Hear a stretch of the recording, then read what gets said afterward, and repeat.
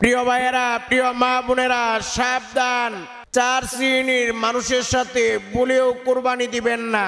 যদি দেন আপনার কুরবানি হবে না, বাতিল হয়ে যাবে।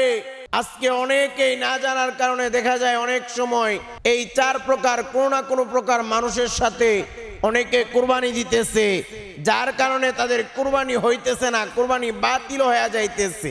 এমনি ভাবে প্রিয় ভাইয়েরা, প্রিয় মা বোনেরা, ভালো করে মনে রাখবেন, কুরবানির পশু কিনতে গিয়ে অনেকে কতগুলো ভুল করে। এই ভুলগুলো কখনোই করবেন না। যদি করেন আপনার কুরবানি আল্লাহর দরবারে কবুল হবে না। এমনি ভাবে পশু বাড়িতে নিয়ে আসার সময়ও অনেকে কতগুলো ভুল করে। এই ভুলের কারণে কুরবানি হবে না। এমনকি অনেক সময় শিরিক হওয়ার সম্ভাবনা থাকে, আপনি গুনাহগার হবেন, কঠিন গুনাহগার। এই জন্য প্রিয় ভাইয়েরা, প্রিয় মা বোনেরা, এমনি ভাবে অনেকে আছে কুরবানির গোশত বন্টনের ক্ষেত্রেও কতগুলো ভুল করে। যেই ভুলগুলো করার কারণে কুরবানি হয় না, কুরবানি বাতিল হয়ে যায়, আপনি গুনাহগার হবেন, আপনার পক্ষ থেকে ওয়াজিব আদায় হবে না।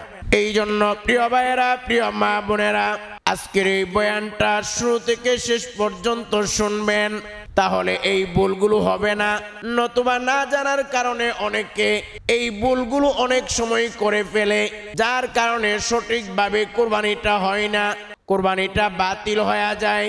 এই জন্য প্রিয় ভাইয়েরা, প্রিয় মা বোনেরা, ভালো করে মনে রাখবেন, আজকের এই বয়ানটা শুরু থেকে শেষ পর্যন্ত শুনবেন। প্রথম কথা হলো, এই কুরবানি এত ফজিলত, এত ফজিলত। আমার নবী বলেন, মা ওয়াজাদা সাআতান লিআইয়ুদহিয়া ফালাম ইউদহি ফালা ইয়াহদুর মুসাল্লানা। আমার নবী বলেন, যাদের কুরবানি করার সামর্থ্য আছে, কুরবানি করার সামর্থ্য থাকা সত্ত্বেও যদি কুরবানি না করে, তারা যেন আমাদের ঈদগাহে না আসে। একটু চিন্তা করেন, নবীজি দমকের সুরে বলেছে, যাদের কুরবানি করার সামর্থ্য আছে এরপরেও যদি কুরবানি না করে, তারা যেন ঈদগাহে না আসে। চিন্তা করেন কেমন দমক। এই জন্য সামর্থ্য থাকলে অবশ্যই কুরবানি দিবেন।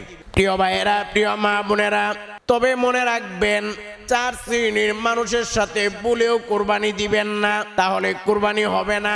এই জন্য আপনারা যাদের সঙ্গে শরীক হয়ে কুরবানি দিবেন, আগে এই বিষয়গুলো জানেন, জেনে বুঝে এরপরে শরীকে কুরবানি দেন। প্রিয় ভাইয়েরা, প্রিয় মা বোনেরা, ভালো করে মনে রাখবেন, এই কুরবানির প্রথা আদম আলাইহিস সালাতু ওয়াস সালাম থেকেই শুরু হয়েছিল। পৃথিবীর ইতিহাসে সর্বপ্রথম কুরবানি করেছিল আদম আলাইহিস সালাতু ওয়াস সালামের 2 ছেলে হাবিল এবং কাবিল। যেই ঘটনা আমার আল্লাহ পবিত্র কুরআনুল কারীমের সূরাত মাইদার 27 থেকে 31 নম্বর আয়াত পর্যন্ত আমার আল্লাহ সূরা মাইদার 27 থেকে 31 নম্বর আয়াত, এই আয়াতগুলোতে কুরবানির ওই ঘটনাটি বর্ণনা করেছেন। এবং আমার আল্লাহ আমার নবীকে বলে দিয়েছেন, ওয়াতুলু আলাইহিম নাবা আবনাই আদম বিল হক। আমার আল্লাহ বলেন, ওগো নবীজি, আপনি আপনার উম্মতদেরকে আদমের 2 সন্তানের কুরবানির ঘটনাটা শোনায়া দেন, বিল হক, যথাযথভাবে। ইদ করবা কুরবানা, যখন আদমের 2 সন্তান কুরবানি করলো, অর্থাৎ প্রিয় ভাইয়েরা ভালো করে বুঝবেন, আদম আলাইহিস সালাতু ওয়াস সালাম এবং মা হাওয়া যখন দুনিয়াতে আসলেন, তখন দুনিয়াতে অন্য কোনো মানুষ ছিল না। এই জন্য আদম আলাইহিস সালাতু ওয়াস সালামের শরীয়তের নিয়ম ছিল, তাদের আদম আলাইহিস সালাতু ওয়াস সালামের 1 ছেলে 1 মেয়ে যমজ জন্মগ্রহণ করত। শরীয়তের নিয়ম ছিল 1 ছেলে 1 মেয়ে যারা যমজ হবে তারা হবে আপন ভাই বোন, তাদের মধ্যে বিবাহ হারাম। এবং পরের যে যমজ ভাই বোন জন্মগ্রহণ করবে তাদের সঙ্গে আগের ভাই বোনের বিবাহ হবে। এটা হলো নিয়ম, কারণ ওই সময় তো আর কোনো মানুষ ছিল না। এই জন্য কাবিল তার সঙ্গে যে যমজ বোনটা জন্মগ্রহণ করেছে, তার আপন বোন, এটা অনেক সুন্দরী ছিল। আর হাবিলের সঙ্গে যে যমজ বোন জন্মগ্রহণ করেছে, ওই বোনটা দেখতে অনেক বিশ্রী ছিল। এবার নিয়ম অনুযায়ী যখন বিবাহের সময় আসলো, তখন নিয়ম অনুযায়ী হাবিলের সুন্দরী বিশ্রী বোনটা কাবিলের বাগে পড়ে, কাবিল বিয়ে করতে হবে। আর কাবিলের সুন্দরী বোনটা, যমজ বোনটা হাবিলের বাগে পড়ে, কিন্তু কাবিল এতে বাধা হয়ে দাঁড়ায়। কাবিল বলে, না না, আমি আমার নিজের সুন্দরী বোনকে বিয়ে করব, আমি ওই বিশ্রী হাবিলের বোনকে বিয়ে করব না। ওই সময় কাবিল বলে, আমি সুন্দরী আমার নিজের বোনকে বিয়ে করব, আমি হাবিলের বিশ্রী বোনকে বিয়ে করব না, আমি নিয়ম মানি না। এই কথা বলার পরে আদম আলাইহিস সালাতু ওয়াস সালাম বললেন, কাবিল এবং হাবিল তোমরা দুই ভাই কুরবানি করো, যার কুরবানি আল্লাহর দরবারে কবুল হবে তার সঙ্গে এই সুন্দরী বোনকে বিয়ে দেওয়া হবে। আগের যুগে ওই সময়কার নিয়ম ছিল, যাদের কুরবানি কবুল হতো আসমান থেকে আগুন এসে তাদের কুরবানিটাকে জ্বালায়া দিত, তখন মানুষ বুঝতে পারতো তার কুরবানিটা কবুল হয়েছে। আর যার কুরবানি কবুল হইতো না, তার কুরবানির পশুটা এমনিতে পড়ে থাকতো। একটু চিন্তা করেন, বর্তমানেও যদি আসমান থেকে আগুন আইসা জ্বালাই দিত, আর মনে হইতো আসমান থেকে আগুন আসা জ্বালাইলে এটা কবুল হয়েছে, আর যেটা জ্বালাইছেন এটা কবুল হয় নাই, তাহলে চিন্তা করেন মানুষের কুরবানি দিতে কত কষ্ট হইতো। অনেক মানুষ যারা গোশত খাওয়ার জন্য কুরবানি করতেছে, যারা মানুষকে দেখানোর জন্য কুরবানি করতেছে, যারা একটু হেডাম দেখানোর জন্য কুরবানি করতেছে, নামের জন্য কুরবানি করতেছে, তারা ধরা খায়া যাইতো, তারা মানুষকে মুখ দেখাইতে পারতো না। কিন্তু বর্তমান আমার আল্লাহ কত সহজ করে দিয়েছেন আমাদের জন্য। প্রিয় ভাইয়েরা, প্রিয় মা বোনেরা, হাবিল সে উন্নত মানের একটা দুম্বা বা বেড়া কুরবানি দিল। আর কাবিল যেহেতু সে শস্য করত, এই জন্য সে শস্য এবং কিছু গম কোরবানি হিসাবে পেশ করলো। আসমান থেকে আগুন এসে হাবিলের কোরবানিটাকে জ্বালিয়ে দিয়েছে, কাবিলেরটা ওইভাবেই পড়ে আছে। কাবিলের কোরবানি কবুল হয় নাই। কাবিলের কোরবানি যখন কবুল হয় নাই, এখন কাবিলের সুন্দরী বোন হাবিল বিয়ে করবে। তখন কাবিল বলে, হে হাবিল, আমি তোকে হত্যা করব। তখন হাবিল বলল, ক্বালা ইন্নামা ইয়াতাকাব্বালুল্লাহু মিনাল মুত্তাকিন। তখন হাবিল বলল, এ আমার ভাই কাবিল, যদিও তুমি আমাকে হত্যা করতে চাও, আমি তোমাকে হত্যা করব না, তোমার দিকে হাত বাড়াবো না। তুমি বরং মনে রাখবা, আল্লাহ রব্বুল আলামিন অবশ্যই মুত্তাকিদের আমলই কবুল করে থাকেন। সুবহানাল্লাহ। যাদের অন্তরে আল্লাহর ভয় আছে, যারা আল্লাহর জন্য কাজ করে, আল্লাহ তাদের ইবাদত, তাদের বন্দিগি, তাদের আমল কবুল করে থাকে। প্রিয় ভাইয়েরা, প্রিয় মা বোনেরা, এরপর কাবিল রাগান্বিত হয়ে হাবিলকে হত্যা করে ফেলল। পৃথিবীর ইতিহাসে এটা সর্বপ্রথম হত্যা, এবং পৃথিবীর ইতিহাসে এটাই সর্বপ্রথম কুরবানি। কাবিল তার আপন ভাই হাবিলকে হত্যা করে ফেলল। মনে রাখবেন, এই পৃথিবীর মধ্যে অন্যায়ভাবে যত হত্যাকাণ্ড সংঘটিত হবে, সমস্ত হত্যাকাণ্ডের একটা গুনাহের পার্সেন্টেজ কাবিলের আমলনামায় চলে যাবে। কারণ কাবিল পৃথিবীর ইতিহাসে প্রথম হত্যার প্রচলন শুরু করেছে অন্যায়ভাবে। এই জন্য পৃথিবীর মধ্যে যত অন্যায়ভাবে হত্যা হবে, সবগুলোর গুনাহ কাবিলের আমলনামায় চলে যাবে, গুনাহে জারিয়া হিসাব। এই জন্য মনে রাখবেন, যেমন সদকায়ে জারিয়া আছে, তেমন গুনাহে জারিয়াও আছে। আপনি মনে করেন ঘরে একটা টিভি কিনে দিলেন, আপনি মরে গেছেন, মানুষ টিভি দেখতেছে। যত বছর আপনার ঘরে মানুষ টিভি দেখবে, তত বছর আপনার গুনাহ হবে। আপনি মরে গিয়ে কবরে গেলেও গুনাহ হবে। এমন গুনাহে অনেক গুনাহে জারিয়া আছে। আপনি মনে করেন সন্তানদেরকে দ্বীনের শিক্ষা, ইসলামের শিক্ষা দেন নাই, কোরআনের শিক্ষা দেন নাই, ইসলামের সহি বুঝের শিক্ষা দেন নাই, আপনার সন্তানগুলো বেনামাজি, তাহলে মনে রাখবেন, আপনার এই সন্তান যত গুনাহ করবে, আপনি মারা গিয়ে কবরে গিয়েও ওই সব গুনাহ পাইতে থাকবেন কবরে শুয়ে শুয়ে। এটা হলো গুনাহে জারিয়া। প্রিয় ভাইয়েরা, প্রিয় মা বোনেরা, এবার কাবিল যখন তার ভাই হাবিলকে হত্যা করে ফেলল, হত্যা করার পরে লাশ নিয়ে বসে বসে চিন্তা করে কি করবে, তখন আল্লাহ একটা কাক পাঠিয়ে দিলেন। একটা কাক গর্ত খনন করতেছে এবং কাবিল এটা দেখতেছে। কাবিল বুঝতে পারলো কিভাবে তার ভাইকে দাফন দিবে, কারণ পৃথিবীর মধ্যে সর্বপ্রথম মৃত্যুবরণ করেছে কাবিল হাবিলকে হত্যা করছে। এখন ভাইকে কিভাবে দাফন দিবে এটা তো আর জানে না। একটা কাক পাঠাইছে, কাক আইসা গর্ত খনন কইরা বুঝাই দিছে যে এভাবে কবর দিতে হবে।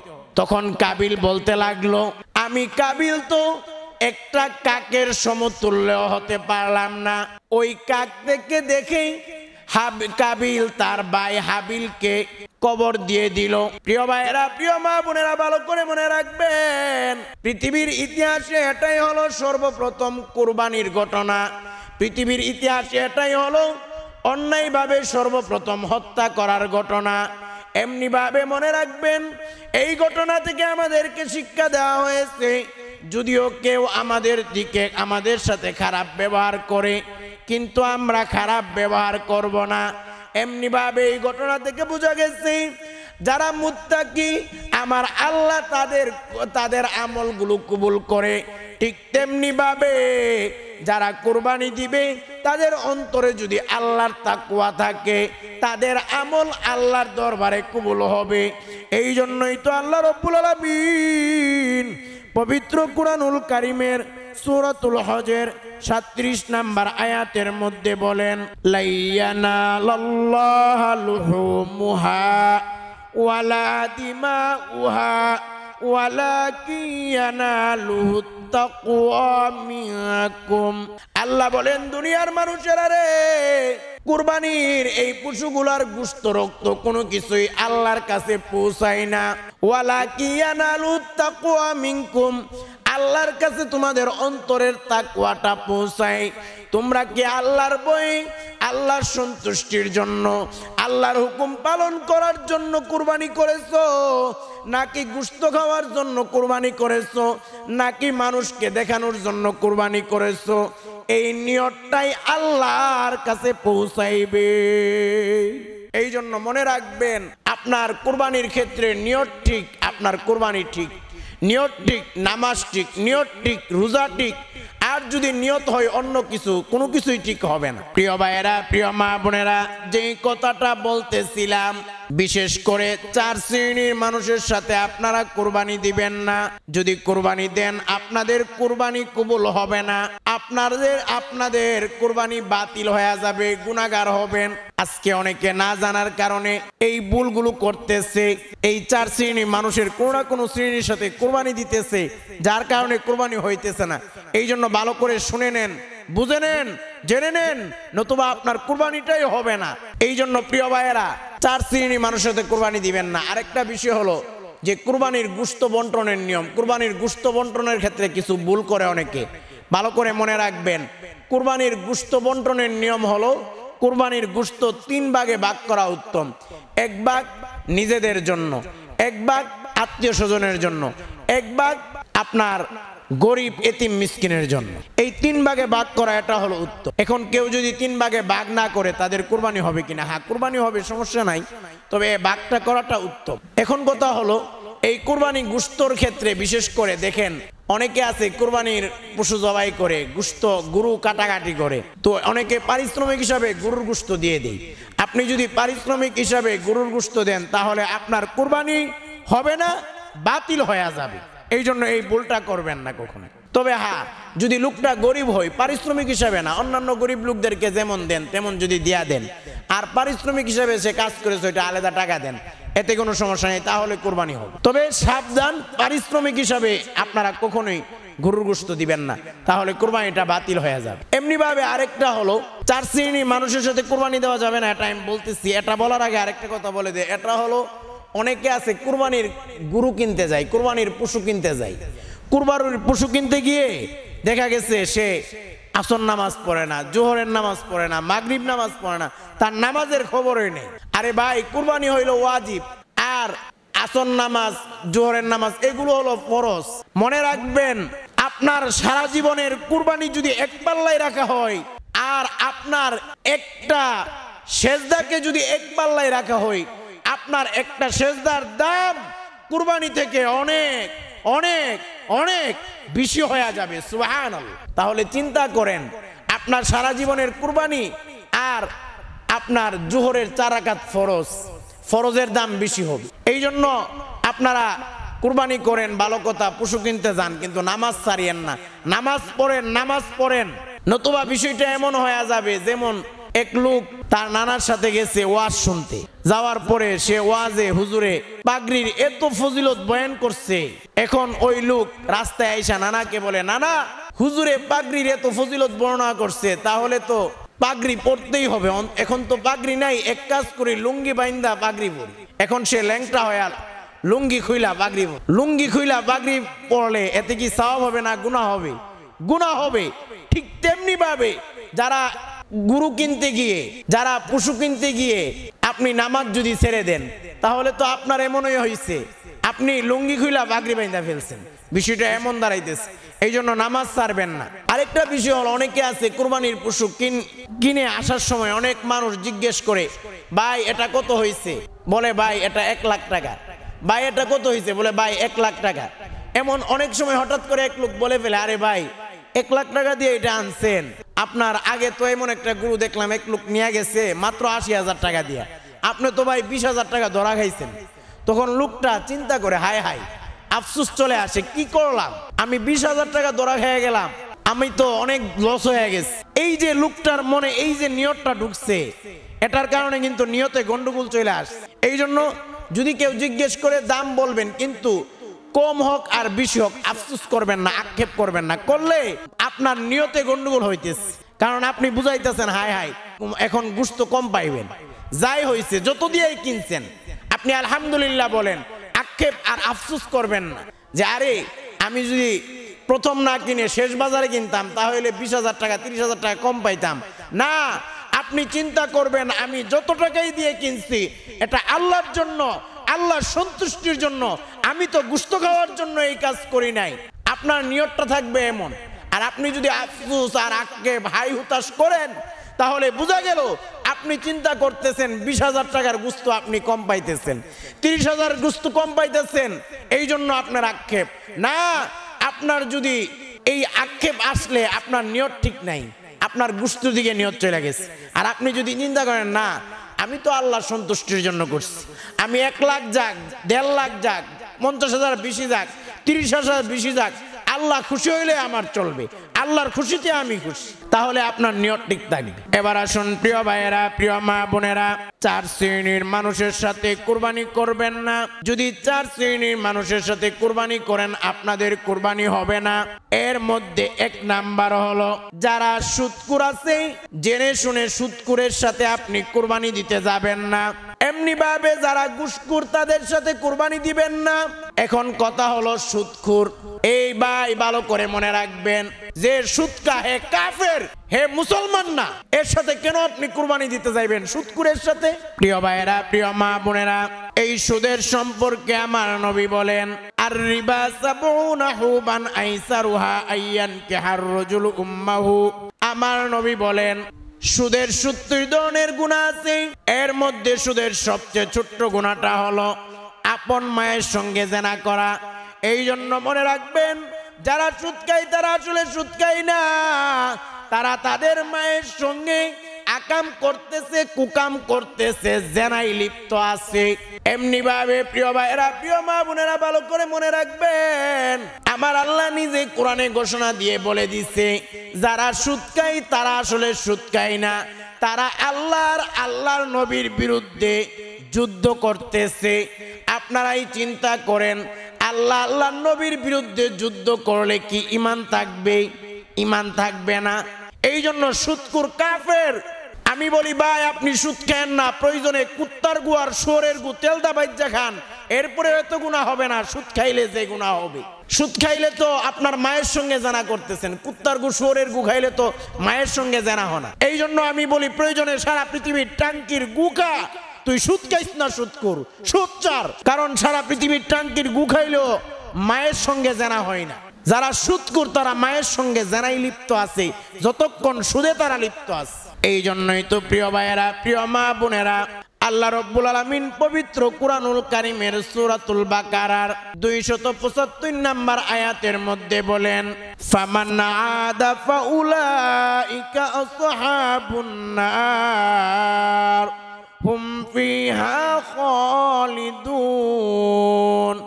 আমার আল্লাহ বলেন যারা জেনে বুঝে সুদি কারবারটাকে হারাম জানার পরেও এই সুদি কারবার ছাড়লো না, ফাউলাইকা আসহাবুন নার, তারা জাহান্নামে থাকবে চিরকাল, আর কোনোদিন জাহান্নাম থেকে বের হতে পারবে না। এই জন্য মনে রাখবেন, যারা সুদের সাথে সম্পৃক্ত তারা কাফের হয়ে গেছে, আর এই কাফেরের সাথে কুরবানি দিলে আপনার কুরবানি হবে না। এমনিভাবে প্রিয় ভাইয়েরা মনে রাখবেন, যারা হারাম খায়, যারা ঘুষ খায়, তাদের সঙ্গে কুরবানি দিবেন না। কুরবানি দিলে আপনার কুরবানিটা হবে না।